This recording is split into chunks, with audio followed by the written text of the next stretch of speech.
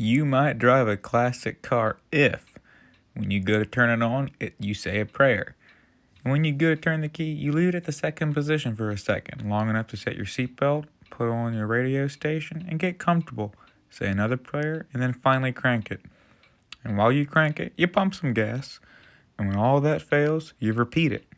And when this vicious cycle repeats itself for probably the second, maybe even third time, you swallow your pride, walk back inside your place of employment, and ask your bro to give you a push. That's right, she's almost 32 years old and I can push to start her. More like push her down a hill, hoping the slight incline is enough to get her started, like I hope my shit job is enough to pay back my student loan for the rest of my life. Speaking of shit, I'm writing this while I'm pooping, and the beautiful doorstopper that is presented before y'all is the third president of our Lord and Savior Honda, Tashidi Kume. In gold is herself a third-gen Honda Accord 4-door 5-speed, produced from 1986 to 1989. She's the last of the carburetors and the only pop-up headlight Honda Accord. She's my glorious golden girl, and just like the golden girl, she's had a lot switched out along the way. Under the carriage kind of work, if you know what I'm talking about, with new filters stopping and frisking all oils regardless of their citizenship status, fresh wires delivering sweet, sweet electricity when she decides she wants it, and her idling have been more fiddled with than a preteen by her third-string junior varsity football player boyfriend on prom night.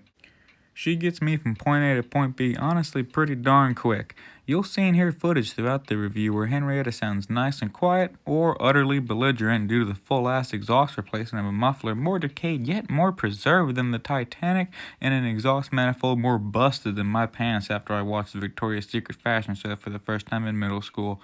Rest in peace and press F to pay respects.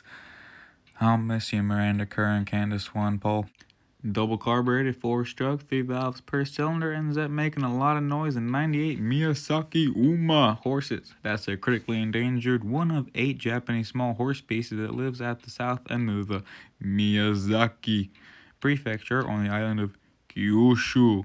At 5,400 RPM and 109 pound-feet of torque, she feels like a real go-kart. I can rest my elbow on the door perfectly, and at the same time, the entire car is not taller than the windowsill of a Tahoe. Zippy. She's zippy. Yeah, she's a 4-banger, and yeah, she's carbureted, and yeah, she's got a hole in her muffler bigger than the whole Tom Petty left in my heart, but man, is she a blast to drive.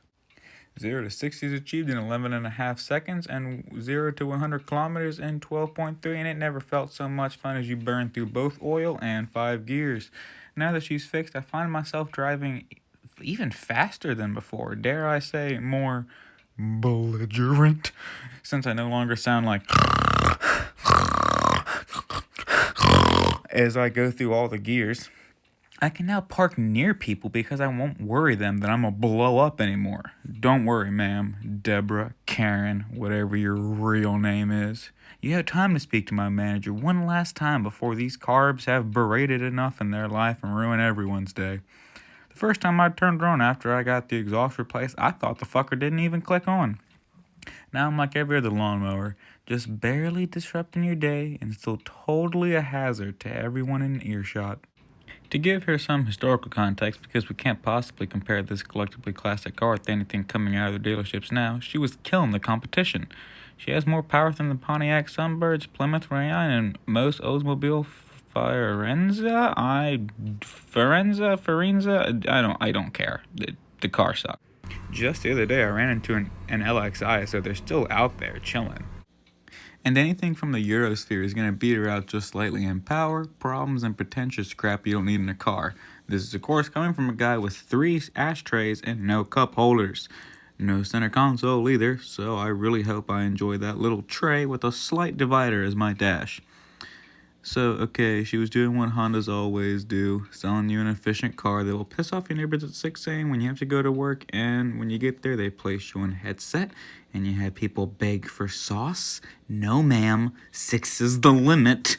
Please stop. But she will still be kicking it almost 32 years later, so that's not bad. The visibility in this car is just freaking incredible, and without power steering, which, of course, guess what? I don't know why. It's not connected. I pour in fluid, it comes out. Whoop-de-doo.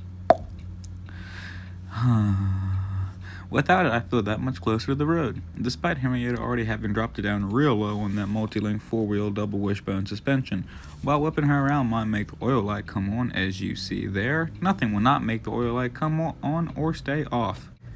That at 34.1 foot, that's 10.39 meters for you Euros. Turning diameter, I can just hold on tight as I peel off from the side of my curb, barely miss my neighbor's CRV, and release the steering wheel as I pop into second gear. But I only have to woken up everyone, including the rooster.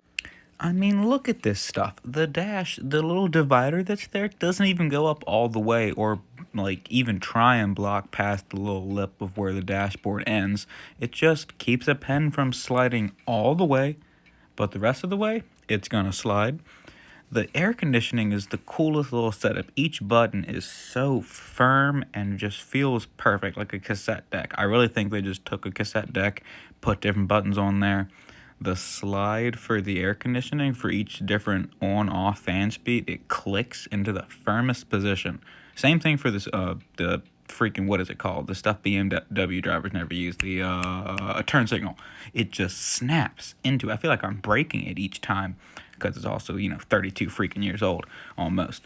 The temperature gauge, though, slides with such resistance, it feels like it's brand new.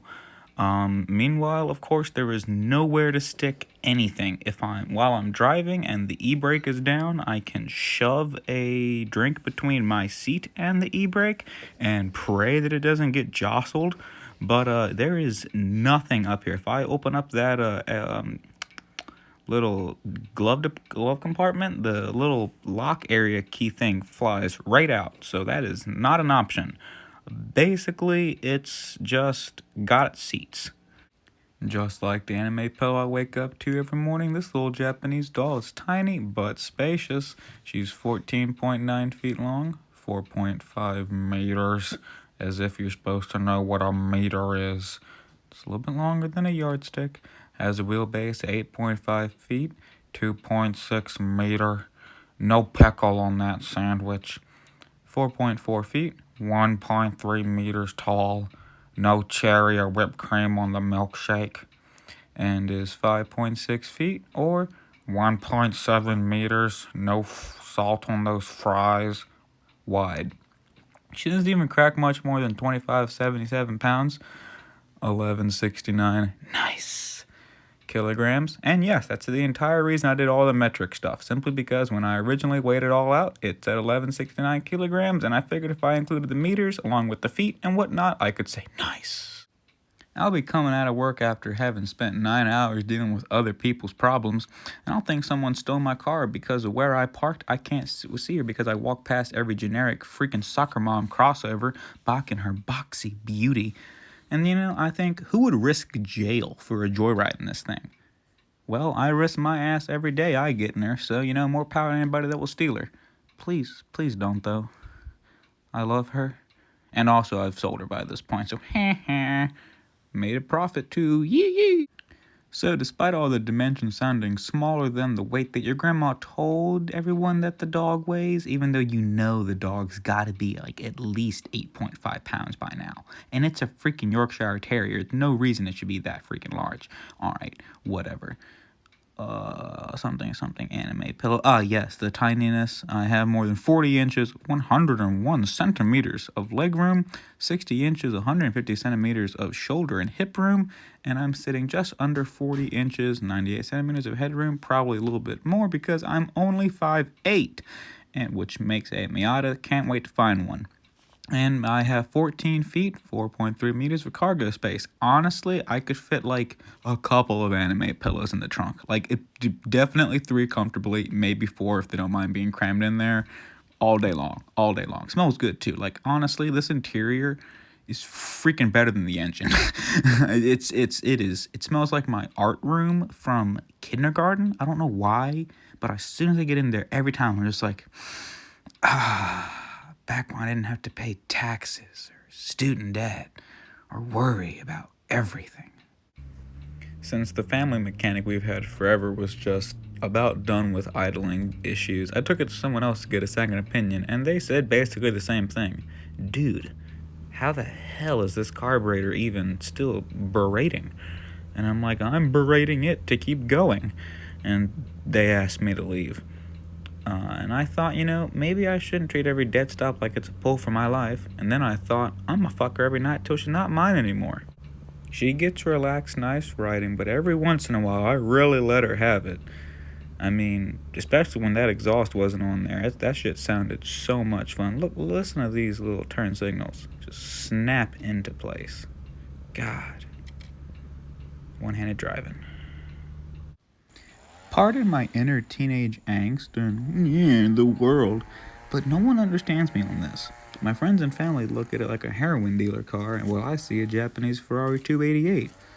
Where else are you going to find this level of visibility, pop-up headlights, and throwableness of a stick shift in a comfortable and efficient car? Probably crushed to death in a junkyard thanks to Clash for Clunkers. Hell, she's got less rust on her than a car is third of her age, so I don't want to hear anything in the comments other than agreeing opinions. I've seen cars far more newer than her with far more dilapidated interiors, owners with far more of an income than I do, with cars that are far nicer but treated like absolute garbage. This is a gosh darn temple, and she stays cleaner than a dick that knows it's about to get sucked. I'm gonna just be honest with y'all here. I care about these kinds of things. The car needs to be a representation of the person. And if you keep your car shitty, well, what does that say about you? She's the LX in the series, so just like all my exes, she's middle tier with the LX. I haven't had the sunroof and a few other fancy hootenannies, but everything else is electric, and I mean, shoot, that's crazy. Slow as the short bus, but electric, and honestly, who even cares if they're slow? My 11-year-old newer Chevy S10 doesn't have anything electric other than the radio, and even that's staticky half the time, so we are thankful and we move on. And speaking of that, I hope all y'all watching this had a happy Thanksgiving, in whatever capacity that might mean for you. It's not a day, it's a meal. It doesn't have to be family, just loved ones. And just like how your Thanksgiving doesn't have to be a perfect picture, mine sure as heck isn't. Your car doesn't have to be perfect either. It has to perform some basic tasks, like how any loved one has to at least at one point pretend to listen to you as you cry about something, and you respect them for that. Just like how you respect your car for putting up with all your bullshit. So I guess what I'm asking is, I just want you to respect your car in the way you would maybe a pet if the idea of loving and respecting other human beings is too foreign to you, because it is for me. But as Zepp says, the song remains the same. You care about something and it will care about you. Whether it's an inanimate object, you will feel the reciprocity of said love. Henrietta was a whole lot of things for me. The first car I bought with my own money, first carbureted, first pop-up headlights. I mean, I spent a good bit of time in college repairing books and putting some side money away here and there, and it boiled over into this. And I couldn't be happier to have driven it for the end of summer, fall, and right before winter hit too. Right before. I got out of there right then. I was not going to deal with this. But it was a great learning experience. I got to figure out what was going wrong all the time and figure out what I was going to do about it in real time and everything. So I'm thankful for it. And of course, see y'all later. It's been great.